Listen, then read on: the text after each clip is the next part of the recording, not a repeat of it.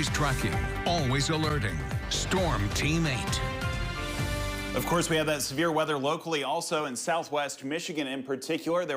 These are preliminary numbers, but 8 reports of tornadoes, 10 reports of large hail, some of that measuring up to as large as 4 inches in diameter, and 9 reports of damaging wind gusts. So there you can see, starting toward Dowagiac and moving to the northeast through Cass County and up into parts of Kalamazoo County. That's where we had, of course, that really strong tornado which occurred in Portage. Still waiting on estimates from the Weather Service in regards to just how strong that tornado was. And of course, we will continue to bring you information on that as we receive more. And then we also had some more tornadoes spark up closer toward the Indiana state line as you move into St. Joseph County, then to the northeast south of Battle Creek. There's a look at shear. This is the rotation in the atmosphere. And this is a good symbol of where we had some of the most damage occur, especially toward the Portage area and then down near Nottawa, extending northeast near Marshall.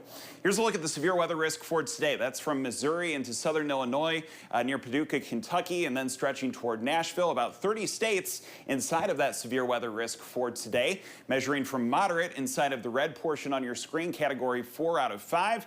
And there is just a little bit of West Michigan included in that now. That's for parts of Berrien into Cass counties, a marginal risk of severe storms. So something that we'll have to pay attention to for tonight, as it looks like we'll have a late arrival of some rain going into tomorrow. Should be warm outside today. Temperatures climbing into the low and mid 70s. Rain returning for tomorrow and Saturday, and highs are going to be substantially cooler in the upper 50s and lower 60s. There's the view in Grand Rapids right now. Shows that we have sunny skies above and clear conditions are likely to persist into the afternoon. Our temperature stands at 68. West-northwest winds are being blown in at 14 miles an hour.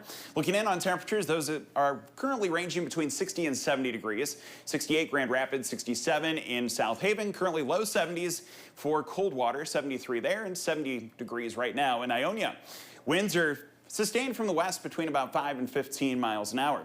Here's a look forward in time as we go through the next day. We should expect to see mostly sunny skies this afternoon, more clouds filtering in towards sunset, and it looks like it'll be mostly cloudy for tonight. Showers arriving just after midnight, I think, and then carrying on through much of the day tomorrow, which again is going to be quite a bit cooler. Putting that in motion with Futurecast, you can see the arrival of the clouds as we approach sunset today.